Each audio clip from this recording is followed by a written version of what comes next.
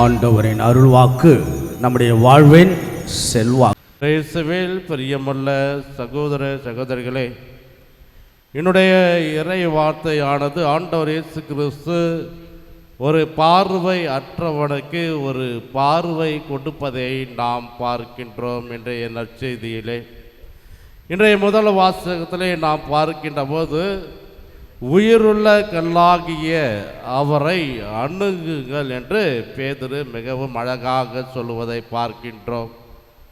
நாம் அவரை எப்படி அணுக வேண்டும், எந்த நேரத்தில் அணுக வேண்டும் என்பதுதான் நம்முடைய விருப்பமாக இருக்கின்றது. பேதுரு அவர்கள் உயிருள்ள ஒரு கல்லாக இருக்கின்ற அவரை நீங்கள் அணுகுங்கள் என்று நமக்காக அறிமுகம் செய்து வைப்பதை பார்க்கின்றோம்.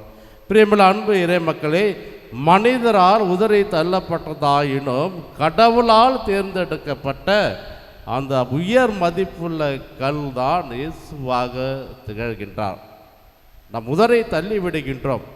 நம்முடைய சொற்களால், நம்முடைய செயலால், நம்முடைய நன்னடத்தைகளால் அவரை நாம் உதறி தள்ளி விடுகின்றோம். ஆனால் பேதுரு மீண்டும் மீண்டுமாக நமக்கு வற்புறுத்துவது அவரை அணுகுங்கள், ஒரு உயிருள்ள கல்லை என்று நமக்கு மீண்டும் மீண்டும் வலியுறுத்துவதை நாம் பார்க்கின்றோம். பிரியமுள்ள அன்பு இறை மக்களே, ஆகவே நாம் ஒவ்வொரு நாளும் அவரை அணுகுகின்ற போது நமக்கு நிறைவான அருளையும் ஆசீர்வாதத்தையும் கொடுப்பார். அதை தான் இன்றைய நற்செய்தியிலே பார்க்கின்றோம். பார்வையற்ற ஒருவன் இயேசுவை நம்பிக்கையோடு அணுகுகின்ற போது அவர் பார்வை பெறுவதை பார்க்கின்றோம்.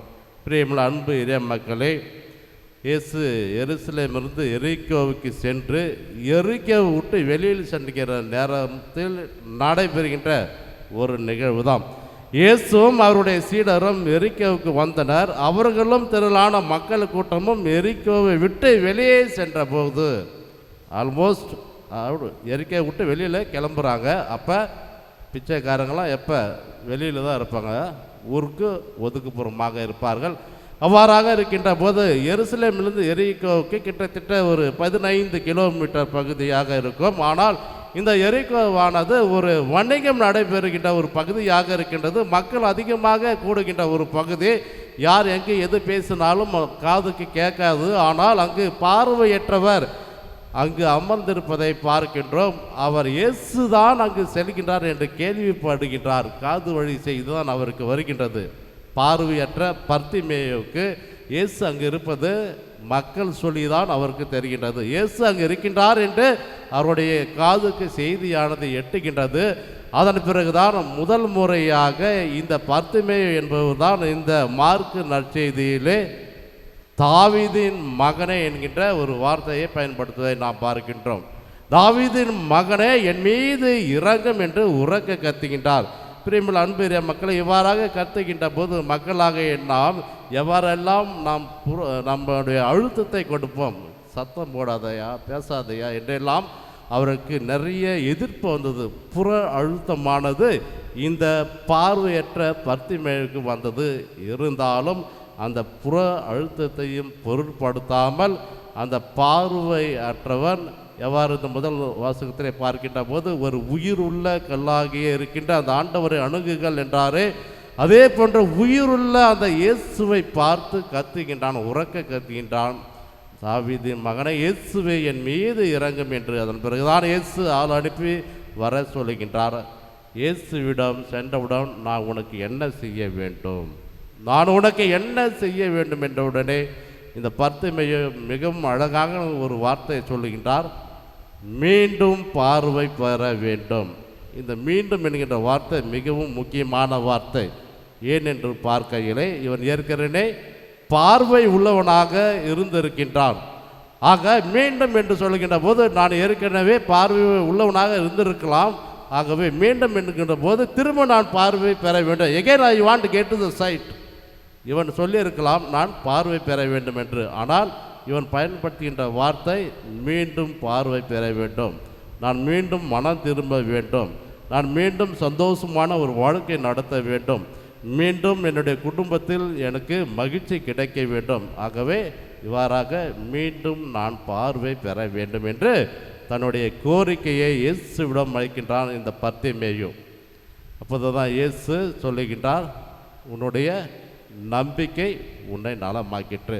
பிரியமுள்ள அன்பு இறை மக்களை, இவன் இயேசுவை அணுக செல்கின்ற போது கூட ஒரு வார்த்தையை பார்க்கின்றோம் விவிலியத்திலே. அவர் தன்னுடைய மேலுடையை தூக்கி எறிந்து விட்டு செல்லுகின்றான். இந்த மேலுடை என்று பார்க்கையிலே நம்மிடம் இருக்கின்ற அகந்தைகள், அழுக்குகள் அனைத்தையும் தூக்கி எறிந்துவிட்டு செல்லுகின்ற போது ஆண்டவர் இயேசு அவருக்கு பார்வை கொடுத்ததை பார்க்கின்றோம். இறுதியாக இன்றைய நற்செய்தி இவ்வாறாக நிறைவு பெறுகின்றது. உடனே அவர் மீண்டும் பார்வை பெற்று அவரை பின்பற்றி அவருடன் வழி நடந்தார். இயேசு, உன்னுடைய நம்பிக்கை உன்னை குணமாக்கிட்டு நீ போகலாம் என்று சொன்னார். ஆனால் அந்த பார்வை பெற்ற பார்த்திமேயு அவர்கள் இயேசுவை பின்தொடர்ந்து செல்கின்ற ஒரு சீடனாக இன்றைய நற்செய்தியிலே மார்க்கு அறிமுகம் செய்கின்றார். பிரியமுள்ள அன்பு இறை மக்களை, ஆகவே அவர் நலம் பெற்றார். நலத்தோடு இயேசுவின் பின்னே செல்வதை நாம் பார்க்கின்றோம் அன்பிறை மக்கள். ஆகவே நாம் நம்முடைய வாழ்க்கையிலும் எவ்வாறு இந்த பர்த்திமேயு அவர்கள் அவரிடம் இருக்கின்ற அந்த ஆடையை தூக்கி எறிந்துவிட்டு, அந்த அகங்காரத்தை எல்லாத்தையும் தூக்கி எறிந்துவிட்டு, பிச்சை எடுப்பதை எல்லாம் தூக்கி எறிந்துவிட்டு இயேசுவிடம் சென்று நான் பார்வை பெற வேண்டும் என்று முன்மொழிந்தாரோ, நாமும் நம்மிடம் இருக்கின்ற தேவையற்றவற்றை தூக்கி எறிந்துவிட்டு, ஆண்டவரே நான் நல்ல ஒரு வாழ்க்கை பெற வேண்டும் என்று ஆண்டவரிடம் இயேசுவிடம் கேட்போம். அவர் நமக்கு நிறைவான அருளையும் நல்ல குணத்தையும் கொடுப்பார், நல்ல மனமாற்றத்தையும் கொடுப்பார் என்ற நம்பிக்கையோடு தொடர்ந்து இறையாசிரியர் பெறுவோம். ஆண்டவருடைய நம்பிக்கையில் வாழ்வோம். ஆமென்.